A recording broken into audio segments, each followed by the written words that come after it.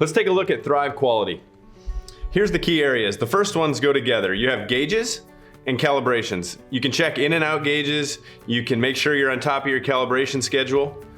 The next section is defect tracking. Some of you might call this scrap tracking. It gets down to the reason code level. Why do we have set-offs? Why do we have quality issues? If you want to take a defect to the next level and really, investigate it and get to a root cause, you can change it into a non-conformance. And that's this next section. Some people use it for warranty, it might be supplier corrective action, but it's a way that you can get to the bottom of the issue and fix it.